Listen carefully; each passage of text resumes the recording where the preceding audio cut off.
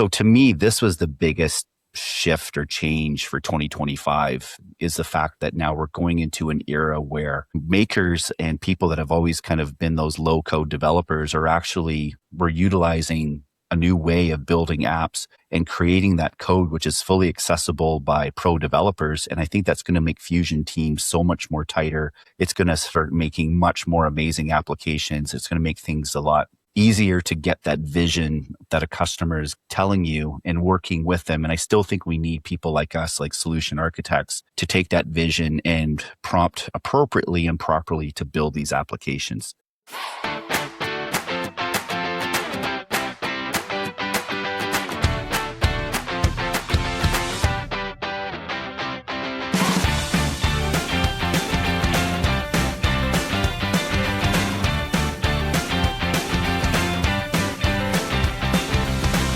Welcome, everyone, to the PowerPlatform Boost podcast, your weekly source of news and updates from the world of the Power Platform and the Microsoft community, with your host, Nick Dolman and Ulrikke. Hey, Nick. Hey, Ulrikke. Merry Christmas. Oh, that's just passed a few days, but going to be New Year. Actually, this episode will be released on New Year's Eve. So as people are gathering around, reflecting on the 2025 year past, what better way to listen to all the things that have happened in the Power Platform and Microsoft communities in 2025? Well, all the things. Or maybe being hungover and just chilling on the sofa, just scrolling, and then suddenly we appear. And then you go, oh, I wonder what those little people did over the last year. Oh, that would be on New Year's Day, probably, right?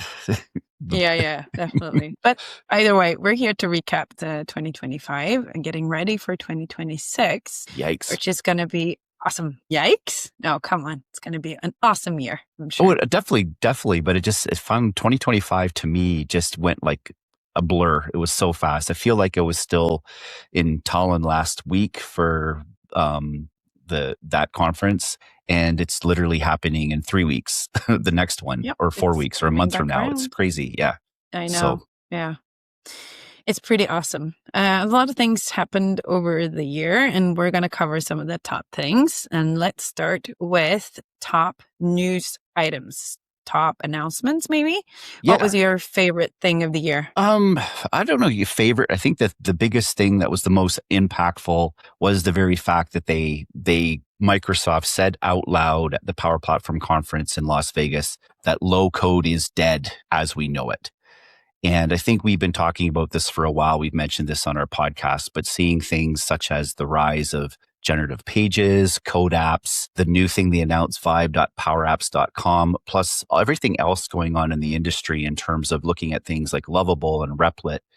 And the fact that, you go on YouTube now and people are saying, oh, you can build an app in a matter of minutes. There's advertisements of kids with laptops that are building and launching applications. To me, this is sort of the whole shift kind of happened this year. We saw it coming late last year. The term vibe coding actually wasn't even a thing until February of this year, all launched by a single tweet. And then all of a sudden it just steamrolled into something. Of course, from that we spun out, there's vibe coding, but vibe engineering, vibe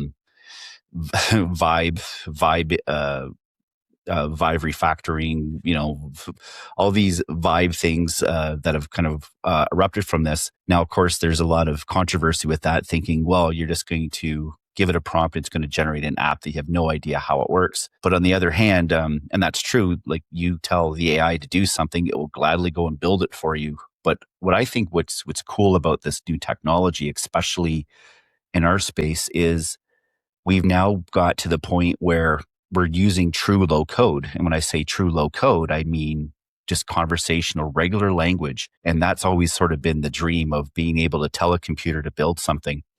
And I've been working with this, and it's definitely increased my productivity. And it's not like I'm just telling it to go create a black box. I'm working with, vibe coding or vibe engineering or whatever you want to call it, or AI assisted development, step by step. I'm kind of going through, okay, for this particular function, I'm going to need it to do this. For this particular thing, I want it to do this. And actually, even working in Visual Studio Code, it's almost predicting what I'm going to type. And 8 times out of 10, it's exactly kind of what I was planning.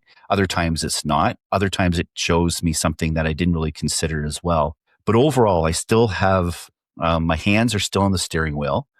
I still think I'm, kind of going through and building out these things, but it's pretty cool. It's actually generating code. I was working on some content now for Bring Your Code to Power Pages the past few days, and just absolutely loving what this thing could do and building out these prompts and getting it to kind of put together some pretty amazing things, even things I didn't quite know how to do, but it actually showed me in a sense. So not only am I building, but I'm learning at the same time. So to me, this was the biggest shift or change for 2025, is the fact that now we're going into an era where makers and people that have always kind of been those low code developers we're utilizing a new way of building apps and creating that code, which is fully accessible by pro developers. And I think that's going to make Fusion teams so much more tighter. It's going to start making much more amazing applications. It's going to make things a lot easier to get that vision that a customer is telling you and working with them. And I still think we need people like us, like solution architects, to take that vision and prompt appropriately and properly to build these applications. So for me, that was I think the biggest top kind of news. It wasn't even a specific story or a specific event or anything, but just the whole story of how that's evolving, and pretty exciting to see where that goes. Yeah. Yeah, absolutely. It's hard to argue with that. And you kind of covered the whole year in a kind of in a year summary right there. So yeah, definitely. Sorry, I took your thunder. No, but no, definitely not. It's absolutely accurate. And I was kind of on the same lines that I was at. I think for me, also wanted to highlight the same thing, right? The death of low code, but also the rebirth of Power Platform. Because if anything, I started the year off in I want to see dark place, but it was hard to feel motivated. I didn't really see my place in the whole picture. Where am I going to go with this? I saw that there was no more kind of investment being made in Dataverse, and in Power Platform seemed kind of irrelevant. So it's kind of a little bit lost in terms of what I was going to do with my skills. I actually had a very good conversation with a very good friend of mine, and he said, I don't rely on the branch that I'm sitting on. I'm relying on my ability to fly. And that kind of made me see myself in a different way. I can't really relate on the platform. It's not about the platform or the tech. It's about my experiences. It's about what I enjoy doing, my skills, and the broader skill set that I have, the more prepared I am to excel in the future and to kind of lean on my unique combination of skills. I think that's kind of what brought it around for me, and diving into more and more kind of more deeper code stuff, but from, like you said, the vibe engineering or the vibe code angle, with AI helping me to learn new things, has been very helpful and very enlightening. So I think for me, in terms of tech or news, Ignite combined with Vegas, at BPCC, that big announcement kind of shifted, and with the advent of code apps and generative pages, kind of bringing the Power Platform into the new world and making it relevant again, and maybe more relevant than ever when you see what the platform, because that is actually working with the platform and enhancing the things about Power Platform that's always been a benefit, which is the governance. It is the security. It is everything in one place. It's the unified way of working. If you know Canvas apps, model-driven apps, Power Pages, or Power Automate, you can work with any Power Pages, Power Apps, or Power Automate kind of project, which is a really big advantage, maybe even more so in the age of AI. So, and it's bringing low code and pro code together in a different way, which I also like. So I think for me, it's the same thing, that the Power Platform is still very much relevant going forward. And then we have new tools that we can use our existing skills, right? To still work within the Power Platform. There is a place for us, for all of us, with the skills that we have. And I do see that in the project that I'm on. And this year's really been transformative at work as well, to see the different projects that come up, the different requirements from customers and what they want and what they're looking for.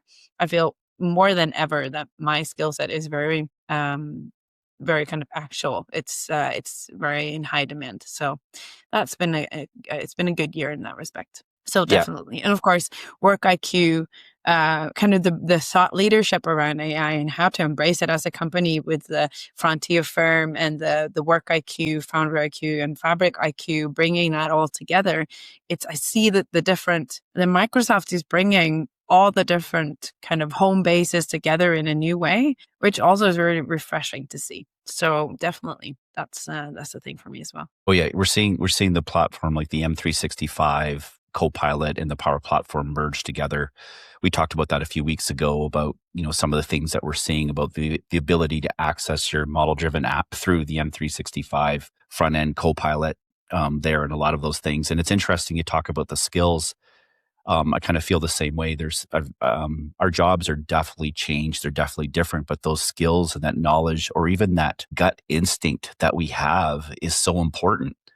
Like I said, the last few days, vibing my way through creating an app, it didn't, one of the iterations, it didn't work right. And I was kind of looking at the code, and I realized it was a Power Pages thing, needed to use the Power Pages web API, but the AI, the GitHub Copilot, decided to use the Dataverse API instead. And that was just, it didn't know really the difference, but that was something that I noticed from my experience, that I was able to pick up on, and my gut feeling that that's where the problem was. So that's where, again, AI is not going to replace us. It still needs that guiding hand and that experience. And it just doesn't have that gut feeling. When you say there's something wrong with your code, it's not like, well, my gut says it's this, but you know how many times, like I'm sure you're in the same boat, you've troubleshooted something, or you looked at something, or some error come up, or some problem with the code, and it wasn't so much a logical, it was almost a gut feeling. And that's experience shining through. Yeah. That's helping you kind of put this together. So that way, for sure, our skills and experience, and like yours and mine, are definitely going to be extremely valuable going forward in this new era as well. So yeah, and it's in the definitely. nature of AI. It is best when it's very narrow and its focus. But what we're good at is actually seeing what it doesn't see. When you create that little silo that it makes it work well, it's our jobs to keep an eye to the side to see what it's missing, because it can't know everything. But our brains are very good at associating different things, and we bring that into our knowledge and our working with AI. I think that's really where I found my strength.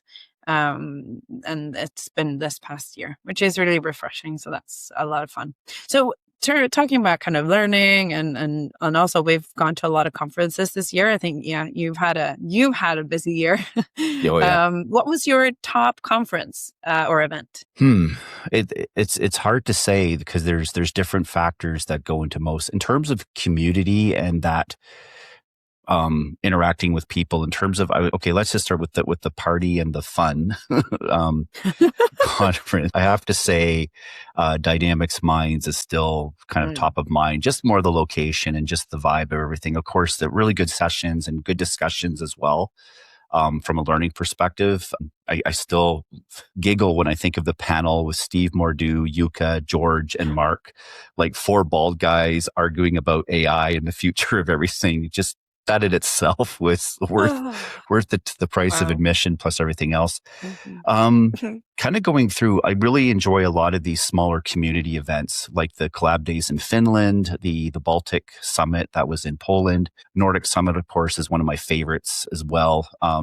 Just because you have just that one day, it's very concentrated, but you tend to learn quite a bit, because just the knowledge of the thought, the brain power that shows up at these community conferences, and has a completely different vibe. And it's really about real world stories. The people that do presentations are really great storytellers in terms of, transferring this information. And then when you get to the bigger conferences, like the Power Platform Community Conference or Ignite, I mean, those have a completely different spin as well. Ignite, of course, is much more Microsoft. It's much more drink the blue Kool-Aid, everything's awesome.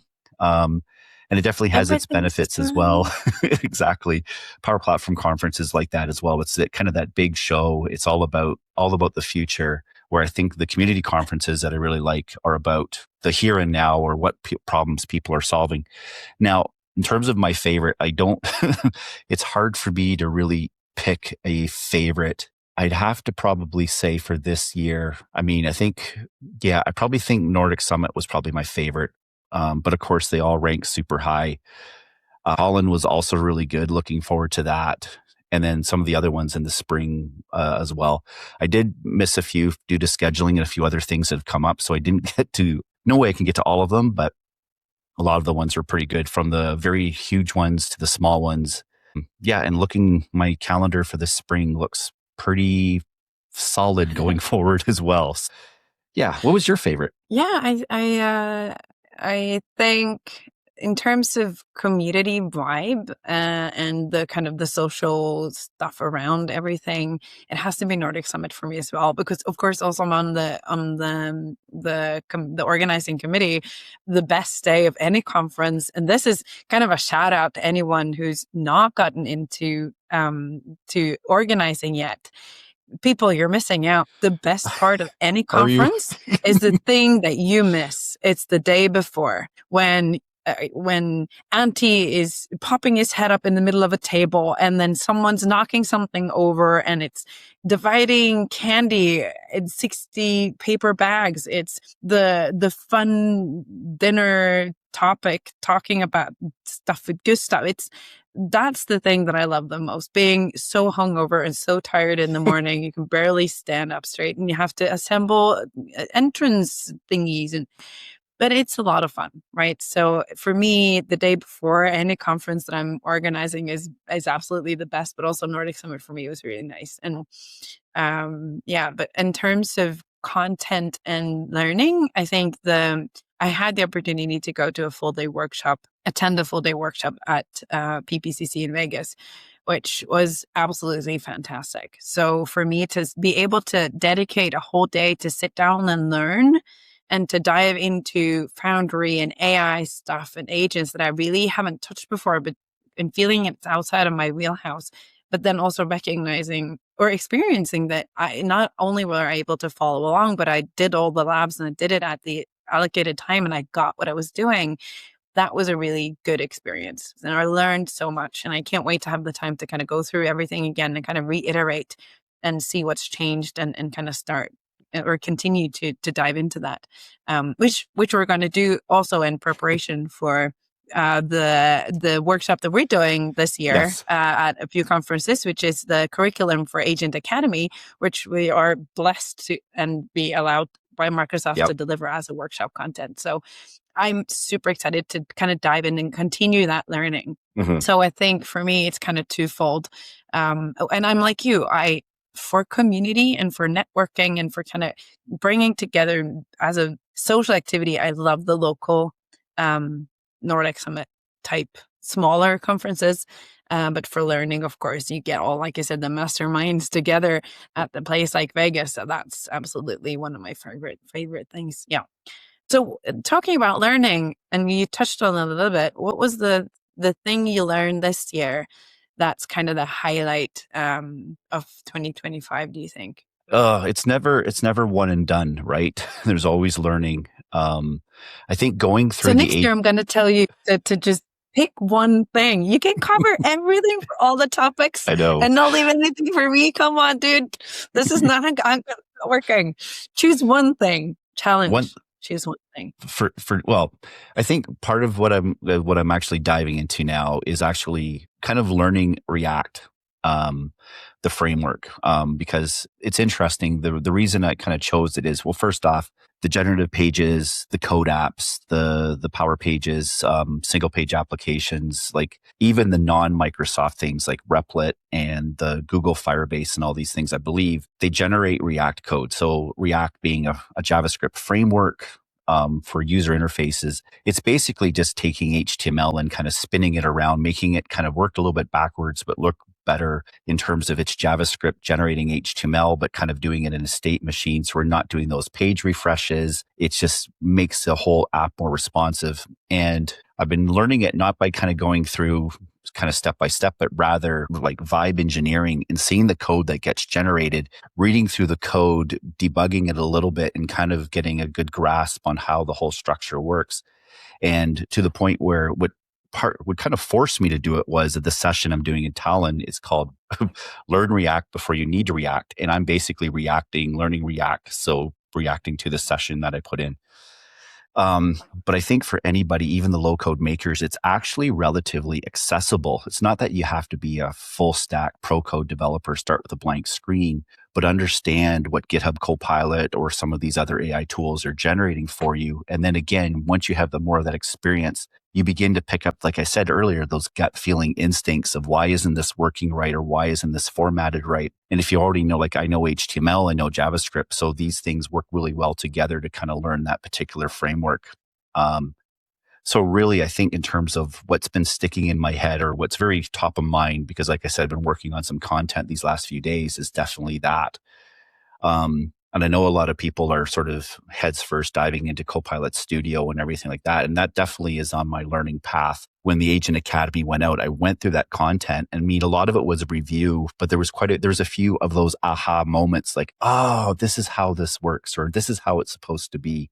So that is those two things. More from the coding aspect is what I'm kind of learning most about. But of course, trying to keep on top of the 10,000 ways to build an agent in the Microsoft ecosystem. Well, 10,000, there's like 4 or 5, but still, trying to keep on top of that so I could speak intelligently to both customers and other people I'm presenting to.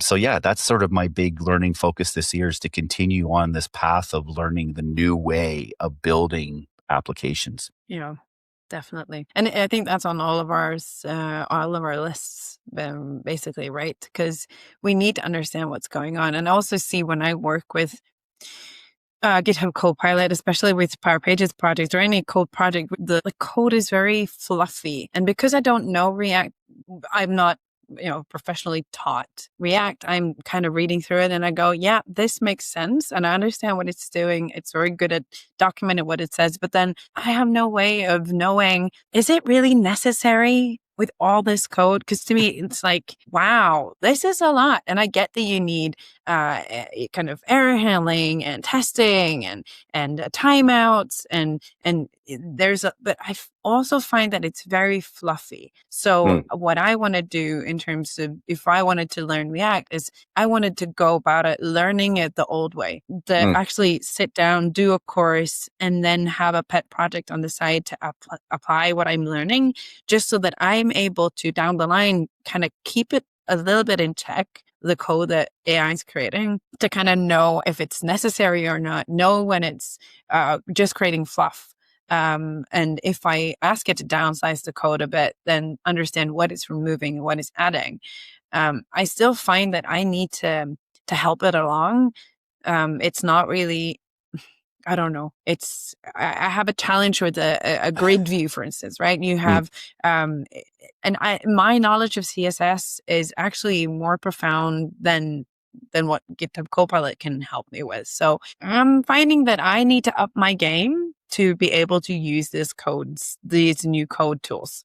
And that's probably what I need to do going forward. And also what I've learned this year is probably has to do with the ecosystem around all the new AI capabilities that are popping up. So in terms of me as an architect, that's probably been my biggest focus this year. And I also see that in the engagements that I'm having with customers, and where I am providing most value is when I get to talk to customers and help them navigate this very complex world. As you said, there's a million ways to make an app or an agent, and use AI for different things and for different tools to do different things and have different strengths.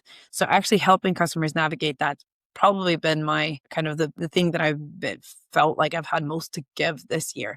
And also I'm a bit on the fence of whether or not I need to dive into code, if that's where I should use my skills or not. I think maybe I'm now leaning towards the more architectural and business kind of side of things. So I'm still a bit on the fence, really. So we'll see. Yeah. I haven't really decided. I think that, I mean, at the end of the day, like I think that's the important part. You kind of touched on something there, is knowing what can be done, even though you can't necessarily do it yourself. I think that's always a good skill of a solution architect, to kind of understand, yes, I know that this is possible. I have no idea how to do it.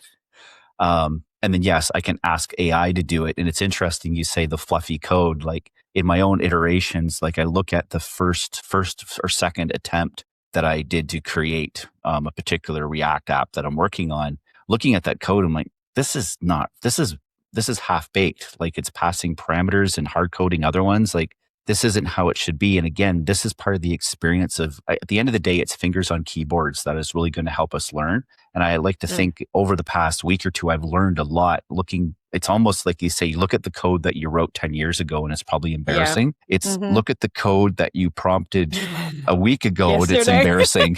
Like it's so weird. I know. No, and also something else that we've talked about. I mean, you look at the coders of the world, right? There's so many React developers out there. There's so many pro coders out there, and vibe coding is such a big deal. I find if I want to kind of monetize on my skills that I have today and to see where we're lacking going forward, it is actually that built-in experience that I have as 15 years of doing this job and being in this space and applying that to the advisory role, the architect role, the knowing, like I said, what to do. That is more an acquired skill, and it's not so easy to vibe your way there. No. Right. So I just looking at the overall workforce and where I stand out and where I'm special and kind of going in that direction, I think, and then actually also then enabling the pro coders, because I work with a big partner. We have so many front-end developers, brilliant React developers that know this so much better than I do. Maybe finding it harder to find project these days because a lot of the customers that we have think that they can do a lot themselves. So me being actually enabling the customers to get into the new project and thinking in a new way and actually then getting into the project that will then mean that the React developers have some more exciting projects to work on. So I think, yeah.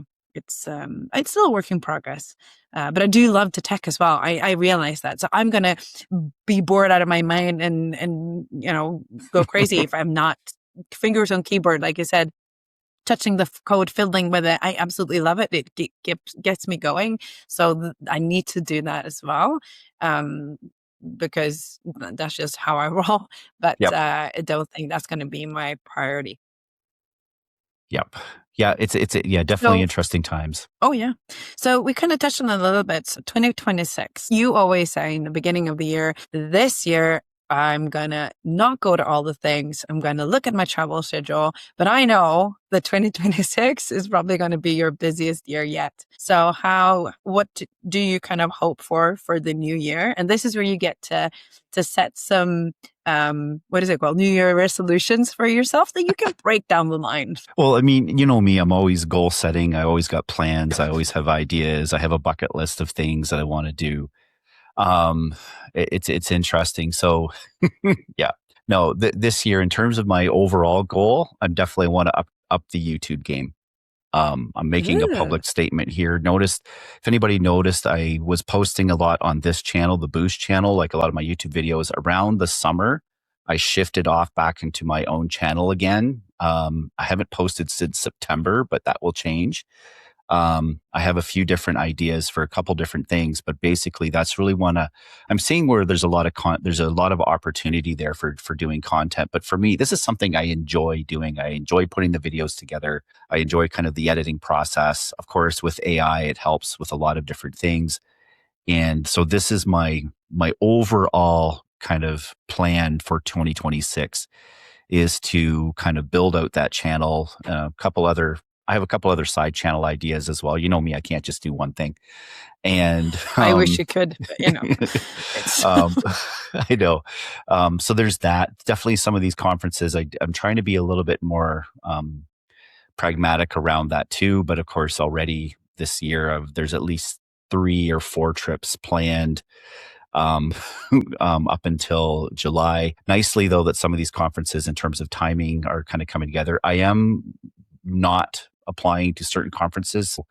For example, Dynamics Con is one that I went to the last 2 years. Not going to do it this year. Just for a couple of reasons. Timing doesn't work out, and sorry to the organizers of Dynamics Con, but I'm a once a year at max going to Las Vegas. It's just Yeah. it's that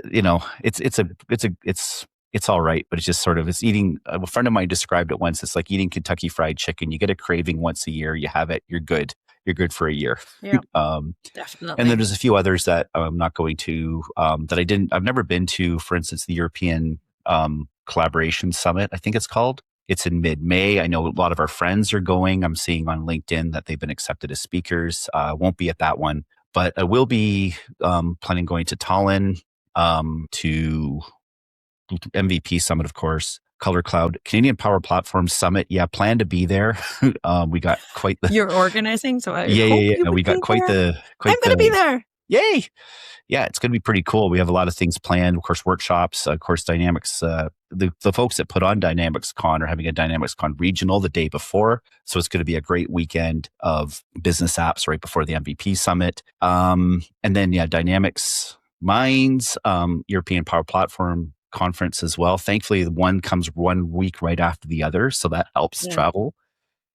Yeah. And we'll see what the fall brings after that. But that's the spring plan anyway for travel. And then, there is some powerlifting, of course, kind of mixed into there as well. So again, this, as every year, I'm hoping to get some PRs, focusing on my training, trying to always do a little bit better than before, continue improving as well. So there's always that. And I need to, like everybody else, lose a bit of weight, drink a little less, eat a little bit better, get some more sunshine.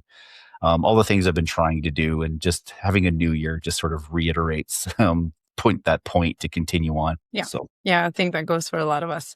And also the just kind of, this is bringing 2025 to a close, but then I tried to stay present, but it's hard when because it's just a few weeks away. We have ACDC, we have Tallinn, I'm going to Dublin, and then a little bit of a break before, like you said, CPPS in Canada, and then MVP Summit, and then Color Cloud, and then you have May. So I know that I'm holding my breath a little bit and just trying to get a bit of a head start into all the crazy that's coming, and also trying to be present here and to relax a little bit. So this break has been good. I had a really busy fall, and November and December, as I touched on last time, is a bit of a rough patch for me, but I got through. I signed up to a gym, and I'm now running and going to the gym, and I'm outside getting my sunshine, and I'm with the kids, and I'm having fun. So I got the break that I needed. Perfect. So I'm kind of ready to can dive in. I'm doing some traveling this week, so I'll have some time on the train, and I can't wait to kind of get started on the sessions and prep for the things. And that's early for me. It's 2-3 weeks away, and I'm already kind of diving into it, which feels really good. And before Christmas break, I was dreading it, and I didn't want to open my laptop. So I've done well in terms of resting and actually getting the space I need to feel excited about these things again. Because it's one thing to sign up for it, because we sign up for these things, we apply 9 to 6 months in advance. Yeah. You don't really know where your headspace is going to be at that time. And it's like, I talked to a friend of mine the other day, and he says, I'm now dealing with something that past Keith created for this Keith. And I'm now hating on past Keith because he planned this for future Keith, and I have to deal with it. And I do that all the time. I put my future self in a bit of a tight situation, and I think, when I get there, I'm going to be able to cope with it. And then I get there, I'm like, dude, don't do this to yourself. So it's kind of trying to keep that balance and to manage that a little bit. Yeah, 100%. No, future Nick, I screw that guy over all the time. And past Nick, I could just go and slap him so many times of the various things. Yeah. So just to kind of but to we wrap always pull together. Oh yeah, it always works out in the end. So any big predictions for 2026 to wrap this up? That's a tough one, I think. I don't know, because it's going so crazy fast. Everything's happening so quickly. I expect there'll be more news for PowerPlatform. I don't think we've heard the end of the story yet. I'm excited to see where they go with the IQ stack and all of that. But in terms of community, I also see a bit of a need for change in terms of what we do for conferences. I see a lot of people trying new things, and I expect that conferences as we know them may change a little bit over time, because I see the need for content and to consume and to create content is shifting. I'm playing with a lot of different ideas because I'm all about changing the format. I don't want to do this is my PowerPoint and this because I'm a bit sick of it. So I want to see something new. I want to have a new experience. So that's kind of my predictions in terms of conferences and the way we create and consume content. I hope that we are seeing different formats this year that we haven't seen before, and encourage people to have an open mind and to try new things and and experiment. I think that's probably what I'm hoping for. And also I'm judging. So I'm now in a lot of different content committees for conferences this year, which means I'm also going to be kind of rating and looking through a lot of submissions. I am looking for creative content. I'm looking for the talk show or the quiz or the crazy things. Do something else. Create groups and have them do assignments. Do speed labs, whatever it is. Surprise me, and that's what I want to see. What about you? Oof! In terms of predictions, I predict Microsoft will rename things. Oh, that's so easy. That's cheap. Yep. But we got new icons. I don't expect them to change. So we'll see. Yeah, or for at least 2 or 3 weeks. But yeah. No, I don't know. I do see, of course, like we talked about the way apps are being built. That's changing. We talked about that earlier. To me, it's going to be interesting in terms of the overall competitive landscape. You're looking at companies like Google, a lot of these other startups like Lovable, Replit, N8N, and all of these. I do expect we may begin to see some consolidation of these companies like Microsoft. Like you look at the Microsoft tech, a lot of it, they'll come up with a brand new feature. Like let's look at M365 notebooks as it's a feature that I absolutely love. I really liked it. It's really changing the way I work, but it's not new. Google came out with notebook LMs. And if you look at the Google notebook LMs, it's way ahead of where Microsoft is. Look at, we do vibe.powerapps.com. Like I said, there's Replit, there's Google Firebase, there's Lovable, there's all these other tools out there. Even within Microsoft, there's GitHub Spark. So there's even competition within all that. So I'm beginning to see like some of these smaller players might be absorbed by the bigger players just to, not so much to take their tech, but just to kind of clear out the competition a little bit. And you look at some of these tools, like I played this year, had the opportunity to play a little bit with N8N, and it's sort of like, this makes Power Automate look like garbage compared to playing with what this other tool can do. So are we going to see Microsoft kind of take what they've learned, or are they going to be on a bit of a buying spree? They've not typically done that. They have in the past, but we'll see. So that's what I'm going to see. It's interesting to take a look at, to see the consolidation in some of these players and see what will happen. That's sort of part of my prediction as well. For 2026. And maybe it happens later. Maybe it won't happen at all, but just sort of my observations. It's more like a Yucca post more than anything. Yeah, the conspiracy theory podcast. Maybe that's what we're going to do. Oh, maybe that's what we'll do. And also we're going to rename this podcast. We talked about it for so long. We need to kind of make sure we decide on something and rename the podcast, I think. That's also my prediction. There's some things are going to happen and change for the Power Platform Boost podcast. We'll see. Yeah, I think it's still going to be Boost something. something Boost. Something Boost, or we'll Boost see. something, or maybe just Boost. I don't know. But maybe if people have ideas or feedback, we're totally open as well. Yeah, if I can say something, and this is a bit of a, it's something you're grateful for, something you want to change. I want to hear more from our listeners. I want to hear more from you at home. I want to hear more about where you're listening to us, when, what kind of, what you do. You listen at triple speed, or what do you want more? What would you want less of? And just general feedback. I want to hear more from you guys, because I know that you have opinions and we're all about it. So just let us know. And we can see by the stats you are listening or watching. I look at Spotify. I look at the stats we see on Buzzsprout, which we use. I look at the views on YouTube. Like, we're not into the hundreds of thousands, but we know that there are quite a number of you that are watching and listening. So definitely, please give us feedback. What can we do better? What do you hate? We're all good. We're big kids. We can take it. Yeah, definitely. And also, please share this podcast with a friend or a colleague or someone you think it could be beneficial for. Because I think we've reached the point where we don't reach more people on our own because our networks are now kind of maxed out. They all know about us. So if we're going to grow this podcast, we need your help. So if you think anyone can benefit from hearing our rants and news and updates and from our little echo chamber, then please share this with someone so that they can also benefit. So that's kind of my wish for the new year, at least. Awesome. All right. Awesome. Well, have yourself Happy New Year. Thank you. And so to you too. And a great start to 2026. And we will be back the second week of January, I think. That sounds about right. Sounds about right. I didn't throw the date in there. Normally I do that. Yeah. It will be January something. Yeah, we'll be there. Should be easy math, but you know.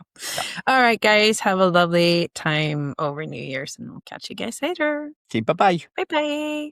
Thanks for listening. And if you like this episode, please make sure to share it with your friends and colleagues in the community. Make sure to leave a rating and review of your favorite streaming service, and makes it easier for others to find us. Follow us on the social media platforms and make sure you don't miss an episode. Thanks for listening to the PowerPlatform Boost podcast with your hosts, Ulrikke Åkerbeck and Nick Dolman, and see you next time for your timely boost of PowerPlatform news.